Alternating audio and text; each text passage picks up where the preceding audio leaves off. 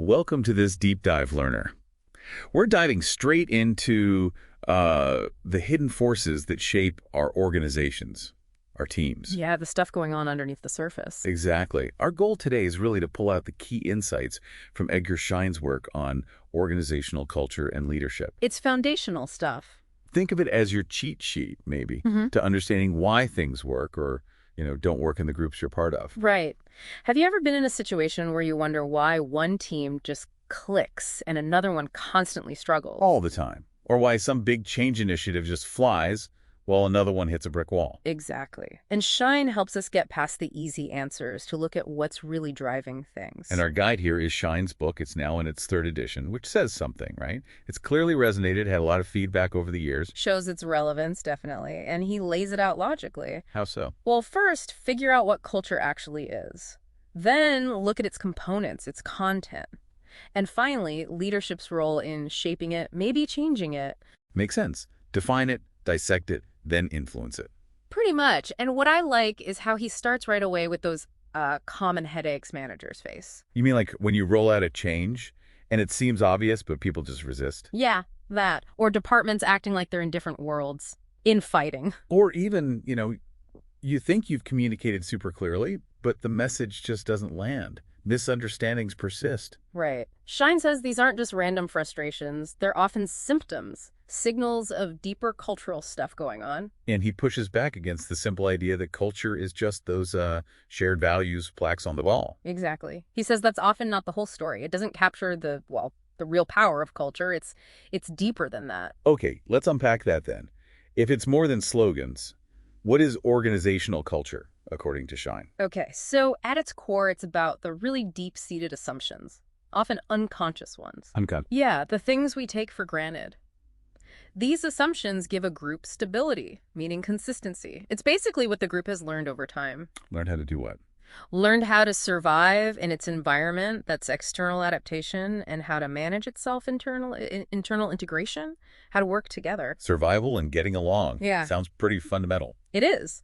And these basic challenges shape how the group comes to understand things, like what's real, how does time work, what about space, even basic ideas about human nature and relationships. Wow, okay. So as a group figures out how to deal with these big questions successfully, certain ways of thinking just become the norm, shared and unquestioned. Precisely. They become the bedrock, the foundation for how everything operates. This is where Schein introduces his model, right? Hmm. The three levels, like peeling it onion. Exactly. The outer layer is artifacts. Artifact. What falls into that category? That's all the visible stuff, the tangible things you can see, hear, feel. Office layout, dress code, technology used, company stories, rituals, jargon. So like open plan office versus cubicles, or how formal meetings are. Yeah, exactly. Those are artifacts. But here's the catch. What that? While you can see the artifacts, their meaning isn't always obvious. Yeah. Especially to an outsider. Right. An open office might mean collaboration, or it might mean saving money or surveillance even. Yeah. You don't know just by looking. Precisely. Shine uses examples like DEC and Sibgogi, how their very different office spaces reflected deeper values about hierarchy and collaboration. Okay, so artifacts are the visible surface. What's the next layer down? That's espoused beliefs and values. This is what the organization says it believes in. So this is where the mission statements and the customer-focused posters come in. Exactly. The stated principles, the official philosophies, the goals they publicly endorse, innovation, integrity, teamwork, all that stuff. But, and this seems like a key point, these stated values might not actually match up with what really happens or the deeper assumptions. Bingo. There can be a big gap. A company might say it values employee well-being, but the underlying assumption might be that burnout is normal. Or claim equal concern for all stakeholders, shareholders, employees, customers, which can be, tricky in practice. Very tricky. Or saying they offer both the highest quality and the lowest cost. Sometimes these espoused values are aspirational, sometimes they're just justifications. Which brings us to the core of the onion, the underlying assumptions. This is the really deep stuff. This is the bedrock. These are the unconscious, taken for granted beliefs, perceptions, feelings, the ultimate source of the values and the actions. So ingrained we don't even question them. Pretty much. They develop over time as the group finds ways to succeed dealing with those external and internal challenges we talked about. They become how things are. So if you really want to understand why an organization acts the way it does, you have to get at these underlying assumptions. That's the argument. They're the invisible drivers. They shape perception, decision-making, interaction, everything. Okay, so how does this culture actually form? Where do these assumptions start? Shane talks about originating events. Yeah, every group starts somewhere. Could be a founding moment, a crisis that pulls people together, maybe a shared intense experience like a workshop or a big project launch. The initial spark that creates the group. Right. And as people start interacting, responding to these events, they begin to develop that sense of us. A group identity starts forming. And leaders play a big role here early on. Crucial role. When leaders or influential members articulate what's happening, frame the shared experience, that interpretation can really stick. It shapes the narrative, the emerging culture. Like founding myths being created in real time. Sort of, yeah. And initially there's often, uncertainty. How do we work together? People have different ideas. Leads to frustration sometimes, I bet. Definitely. But over time, through talking, doing things together, certain ways of behaving become expected. Norms get established. And that reduces the anxiety? Makes things more predictable? Exactly. That's building norms. It's part of that internal integration process. Okay, so Shine then dives into the specific areas where these assumptions take root. He splits it into external adaptation and internal integration. Let's take external adaptation first, surviving out there. Right. This is all about how the group relates to its environment. First big piece is mission and strategy. Basically, who are we and what are we trying to do? Exactly. A shared understanding of the core purpose, the main tasks, the reason for being. He mentions Sibagagi debating whether they should just chase profits anywhere or stick to their original chemical focus. That's a mission question. And that food company that shifted from focusing on nutrition to just meeting market demand, that shows how mission can evolve too. Yes, external pressures can force a rethink. Okay, so mission sets the direction. What's next for external adaptation? Goals. Specific objectives flowing from the mission. But even with a shared mission, you might get disagreement on goals. Like the DEC example. Conflict between technical brilliance and brand recognition. Perfect example. Both could be seen as valid goals stemming from their identity, but they pull in different directions. Shows how core identity shapes goals. So we have the what mission and the where goals. Then we need the how, the means. Right. How do we achieve the goals? This covers organizational structure, division of labor, reward systems, communication systems, the mechanisms. And how do we know if the how is working? Measurement. Crucial. What gets measured? How do we track progress? And who agrees on those criteria? That refugee organization example sounds relevant here. Field workers focusing on direct aid numbers, management focusing on government relations. Different metrics for success. Exactly. And sometimes, as with General Foods not dropping failing products, the underlying assumptions about how success is achieved can override the actual data. Stubbornness rooted in culture. You could say that. And the last piece of external adaptation is correction. How do we fix things when they go wrong? What's the strategy for adapting? Okay, that covers dealing with the outside world. Now, internal integration, making things work smoothly inside the group. Right. How do we create a cohesive social unit? First, and maybe most basic, is common language and conceptual categories. Just being able to understand each other. Absolutely. Shared definitions. Shared understanding of concepts. Without that, communication breaks down. Remember the food company where managers had total different ideas of what conflict meant? Yeah. Hard to resolve conflict if you can't even agree on what it is. Precisely. So language is foundational. Next is group boundaries and identity. Defining who's in and who's out. Yes. And the criteria for membership. This shapes belonging, access, status. Think about DEC and Sibagagi. Again, their different views on hiring MBAs reflected assumptions about what skills were necessary, who fit in. Who belongs tells you a lot about the group's self-image. Yeah. But what else for internal integration? Authority and power. How is influence allocated? How is status determined? Who makes decisions? Big one. So DEC valuing technical merit versus Sibagagi's more formal hierarchy based on rank and tenure. Clear contrast there. And even a word like teamwork could mean different things, like at DEC versus HP, reflecting different underlying power dynamics and expectations. Then there's intimacy, friendship, and love. Sounds a bit personal for the workplace. Well, it refers to the norms around peer relationships, intimacy, closeness. How personal do people get? What are the rules for friendship? Ah, okay, like the family metaphor. Fight like siblings but stick together at DEC versus respect the hierarchy like parents at Sibagegi? Exactly. Different assumptions about relationships. Even Sibagegi's formal attempts at informal socializing revealed norms about appropriate interaction. Forced fun reveals culture. Okay, next. Rewards and punishments. What gets rewarded? What gets punished? How is behavior controlled? This sends powerful signals. Like the fast promotion track at General Foods versus long-term project ownership at DEC. Yep. Very different reward philosophies. Very. And punishment isn't always formal. Think boat people in tech being sidelined, or Amoco avoiding joint ventures because they feared blame if it failed, a cultural aversion to risk tied to punishment. Subtle, but powerful. And the last one for internal integration, ideology and religion. This is about the shared, often unquestioned beliefs that help explain the unexplainable, deal with uncertainty, and give meaning, often embedded in stories and myths. Like the HP stories about avoiding layoffs, reinforcing a value of employee security. Perfect example. Or the DEC story about rehabilitating a struggling engineer, showing a belief in potential and investment in people. These reinforce the core assumptions. So we've got these layers, how it forms in these key areas. But Schein goes even deeper, right? Yeah. To fundamental assumptions about reality itself. He does. These underpin everything else. First, assumptions about reality and truth. How does the group decide what's real? How is truth determined? Is it based on tradition? What the boss says, scientific testing, consensus? All possibilities. Some orgs rely heavily on data, others on intuition or authority. How decisions get made often reveals this. Is it top-down command or open debate? And if different parts of the org have different ideas about what's true or real, big problems, like in new product development. Yeah, if marketing, R&D, and manufacturing can't agree on what data matters, you're stuck. You need a shared sense of reality. Then there's time and space.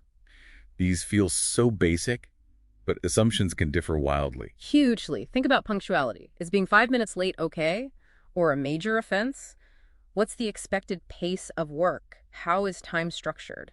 Like GEC's sales team needing things now versus engineering's longer timelines, different time horizons. Exactly. And space, how is it used? How much personal space do people need? Is status shown through office size and location, like we saw with General Foods and DEC earlier? Right, the physical layout reflects those deep assumptions.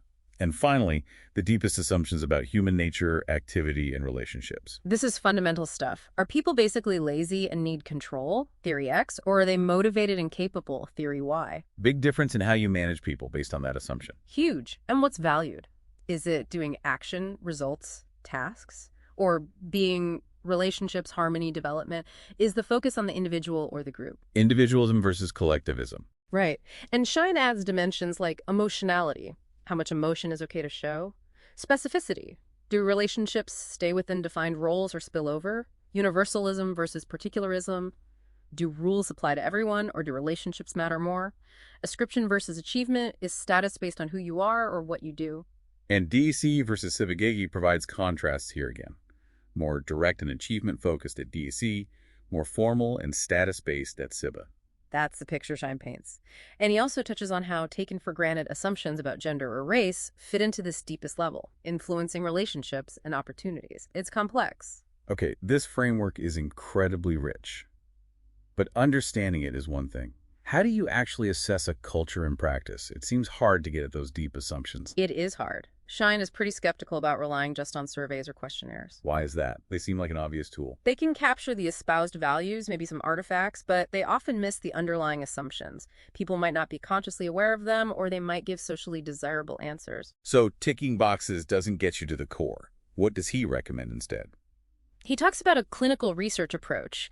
It's more like being a consultant or facilitator, working with the organization to help them uncover their own assumptions. More collaborative, less extractive. Exactly. It involves observation, interviews, group discussions, helping the group interpret its own artifacts and behaviors. He also stresses the ethical side, needing the organization's understanding and consent, especially if you plan to publish findings. That makes sense. And he outlines a specific process for assessment, especially during change.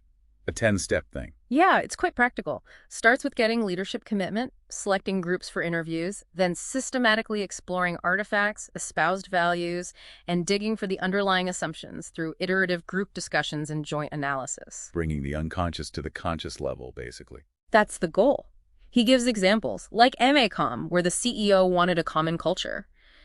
The assessment actually revealed strong underlying assumptions about individual autonomy, mission focus, and even temporary bonding for tasks, which clashed with the one culture idea. So the assessment uncovered the reality that needed to be worked with. Right, or that government R&D org, they thought they had geographic subcultures, but the assessment showed the real cultural divides were between different project teams based on their shared work and history. Changed their whole understanding of the landscape. It did, and the Sibagegi case is really detailed.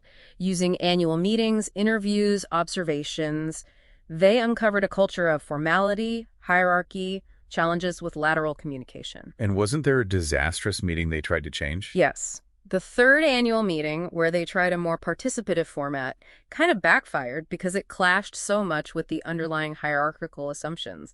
It highlighted how hard planned change is if you don't deeply understand the existing culture. But eventually they did manage significant change there. They did achieve major operational shifts, redirecting the business, but Shine's point is that they did it largely within the existing cultural paradigm, rather than fundamentally changing those deep assumptions about hierarchy and formality.